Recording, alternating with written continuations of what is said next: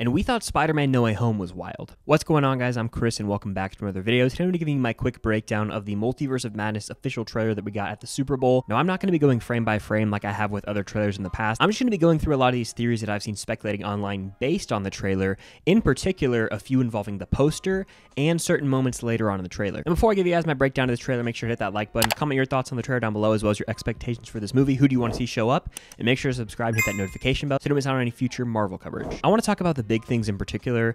The biggest being the fact that Professor X is in this trailer. Now, there had been some leaks on Twitter, or at least speculation, I should say, on Twitter, of a plotline involving Doctor Strange getting captured by the Illuminati with these Ultron bots, and there was this concept art picture going around. So the moment the trailer played, and the first time I watched it on that reaction video, and I saw Strange in handcuffs, I was like, are we going to see Charles Xavier? And then they showed him, and I kind of went crazy because it was a really cool moment. It solidified the fact that X-Men characters are coming into the MCU, something we have speculated for so long, something we had questioned the possibility of, especially after we saw variants of Peter Parker in Tobey and Andrews. So I think this confirms we're probably going to see a lot of other X-Men characters, and I'm going to get into some of those here in a second. But the presence of Professor X in this movie also goes to show we're probably going to see the Illuminati, and there's a lot of characters that are hinted at from the Illuminati in this trailer. In particular, there's one shot where we get this flaming character who my immediate instinct was, oh my gosh, it's Human Torch, because I saw the orange glow at the corner of my eye. And as they come into frame, they have blue hands. It's definitely not Human Torch. There's actually two zoomed in pictures.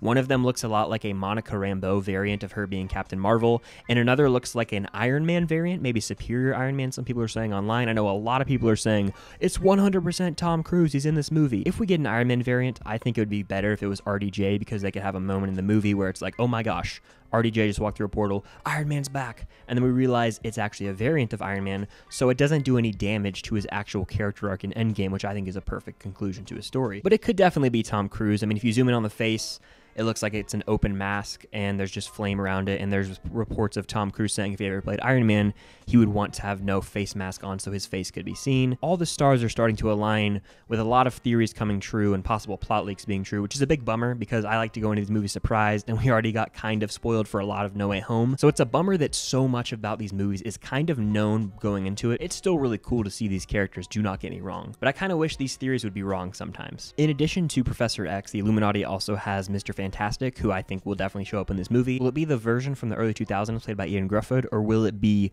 a new version, maybe played by John Krasinski, introducing the Fantastic Four to the MCU? I'm not sure, but I would love to see a version of Mr. Fantastic in this film. We also get a lot of Wanda variants in this trailer, as well as Doctor Strange variants, but there's one shot in particular of Wanda facing off with herself that I found particularly touching and just really well done. Like, that shot is exciting. I can't wait to see how this all plays out in the movie, because we really don't know the context of any of this. It's literally madness, like the title insinuates. So I have no clue what Wanda's role is going to be. She's definitely taking on the more villainous role, as we can kind of see through the trailer. She has that great moment with Strange where she's talking about how he's like a hero when he does stuff like this, but when she does it, she's painted as the villain. Honestly, a great back and forth. But there's also this parallel where we see Wanda talking to Strange. This is the same shot from the teaser trailer, the post-credit scene from No Way Home, and they're like by the trees, but then we see that same shot where Wanda's in her full costume, making it look like this scene is actually an illusion. Now, who's causing the illusion? Probably Wanda, maybe to protect the fact that she was practicing the Darkhold magic from the book in the post-credit scene of WandaVision.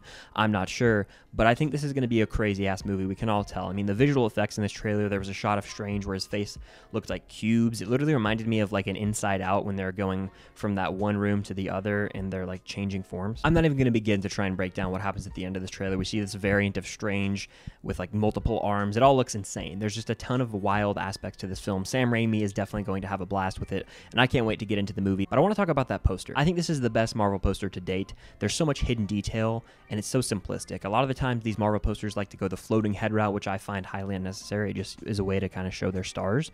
But I really like how this poster has so much hidden detail. Like, there was one person who zoomed in onto the shards of glass and saw an image of Deadpool, and I think that kind of confirms Ryan Reynolds is Deadpool.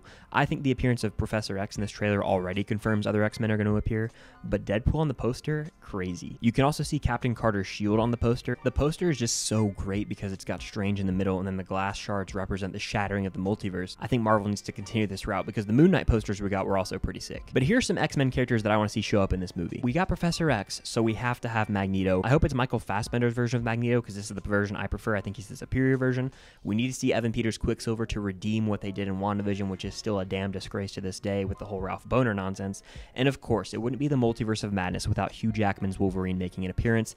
That is an absolute must, and I think that would get the biggest crowd reaction, almost on par with Tobey and Andrew showing up in No Way Home. But that's going to do it for my thoughts on this Multiverse of Madness trailer / my breakdown. Just wanted to talk about some really big things I've seen going around on the internet. Again, there are full dives into every single minute detail in this trailer.